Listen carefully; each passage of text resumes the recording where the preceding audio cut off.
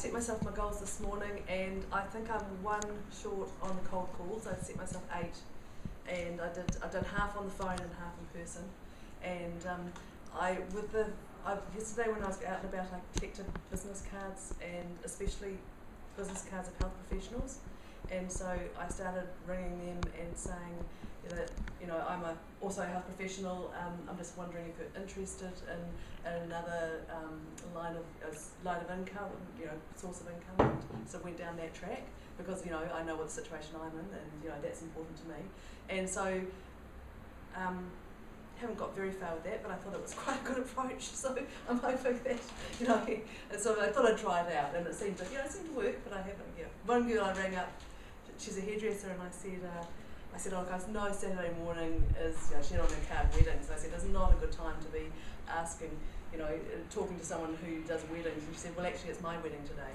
And I was like, she said, and I'm in Wallacott. And I'm like, oh no, I'm in Queenstown, So, and I was like, oh, that's so lovely. And she said, look, give me a ring next week. And she was just so up there in the cloud. It was just lovely. I was just like, oh, that's beautiful. And my main challenge, I find it easy to talk to people on the phone. My main challenge is doing the person-to-person cold calling, and Michael and I went out to Arrowtown this afternoon, and I said, right, you talk to her, I'll talk to her, and I went to talk to this woman who was manning the fruit stall out there, and she was a little bit like, what do you want? And I say, she was quite a large young lady, and she was about to go to Perth and start a new job as a primary school teacher.